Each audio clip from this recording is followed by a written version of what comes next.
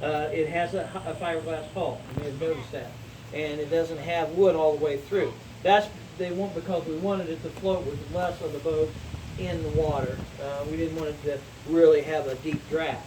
So we're only in about 14 inches of water, whereas the boats back then would have been at least 28, maybe 36 inches of water, but when they were fully loaded. This boat weighs about 10 tons. Boats back then weighed a little bit more, but they would haul anywhere from 30 to 40 tons, just depends on the design and what they had on overall. Canal boats back in the old days, and that would have been in the 1840s, and so would have been wood all the way through. They may have had cabins at both ends. Not as likely to have a cabin in the middle. And of course, the area you guys are sitting in, there wouldn't have been there. I mean, this would have been cargo hold, been open to the air, and been exposure all the way through. They would have had a crew of 4 to 5, just kind of depending. They would often be called a captain, but really they were a pilot. They didn't have to do any navigation charts or anything else really.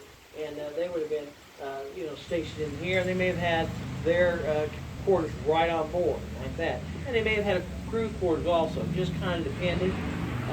Sometimes the crew just slept outside, like that. It's cooler than everything else. Yeah.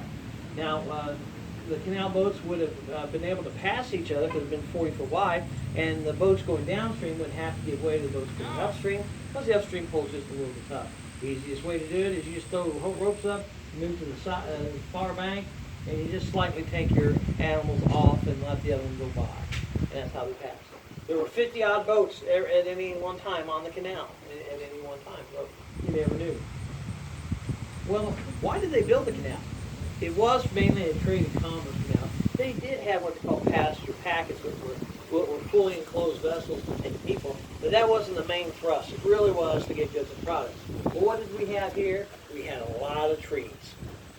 A lot of trees. And these fields we have forest all the way through. And we had stone, which is a laurel stone, which is a very good laminated stone that will make things pretty. It's not the load-bearing stone, it's laminated stone. It's a different kind of limestone. And then also, later on, we had a lot of pigs. Down to the slaughterhouses in Cincinnati, and then farm products throughout all the way. And that's the things we had. Now, you may have wondered why the canal shares the railroad together with the towpath. Well, after the canal was no longer being used, which happened about 1855, there was a period of time where they had went in bankruptcy and no one actually utilized the area. But the railroad finally got a hold of the property in about 1865, and then they had a ready-made road path to go down to Cincinnati with a lot less work because it had been packed over the years. And they also then reestablished the waterway because all the mills that dotted the landscape needed the water power to work all the way through. Why did the canal fail? Basically, it had too many problems with keeping the water in. This beautiful valley we're in, water goes to a ditch easily. This is a dug ditch. And it would take out embankments. It would take out structures along the canal. And it constantly did this. And in the wintertime, sometimes you could go, sometimes you couldn't because it would be frozen.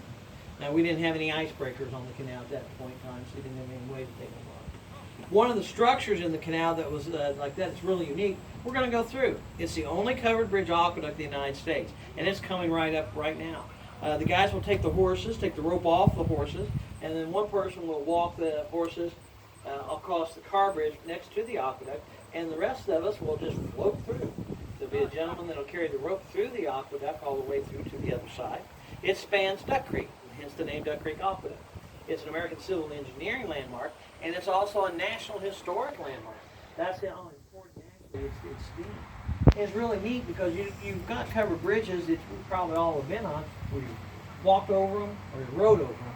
But this is the only one in the United States you've ever floated over. It just really is. And we're going to float through here. Like I said, it spans about 75 feet. It's about 32 inches in the water when we're going through it. It has 2 floodgates in the center on both sides, and that's where you hear the water dripping out. It's going over top of that because those floodgates are only about 24 inches. And then there's also a waste weir because you're going from 25 to 17, so the water backs up some. It's easier to also let it escape. And the waste weir is right in front of me here, just right at the aqueduct itself. Feel free to stand up and look out like that. If you have little kids, hold on to them when you're looking out and make sure they don't reach too far out. I'm not a little kid. We don't do bumping this thing often. We'll have to come up for that. Like I said, So when we leave, we have to come out this way. you don't want to go all the way through. Yeah, I'm not walking all the way. There.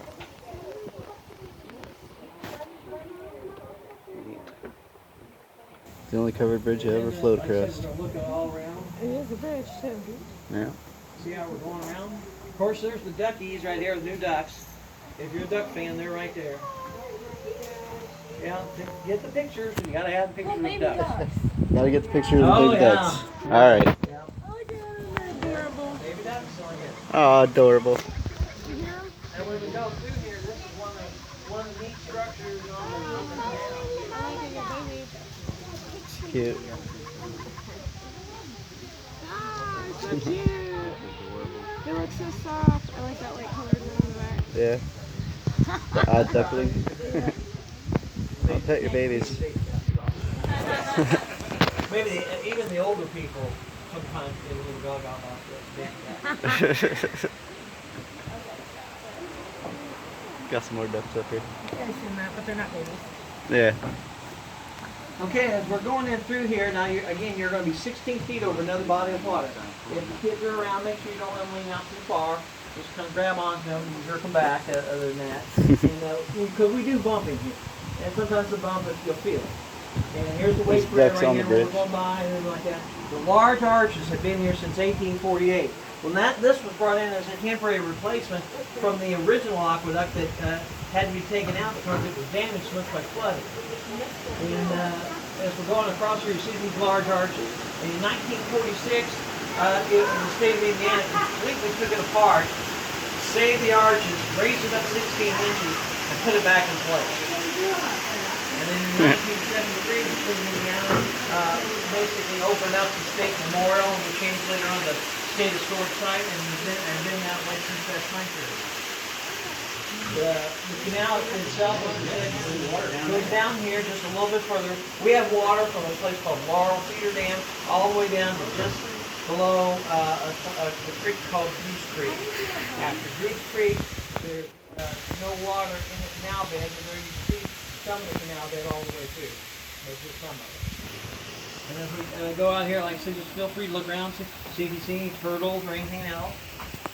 We're going through this like that.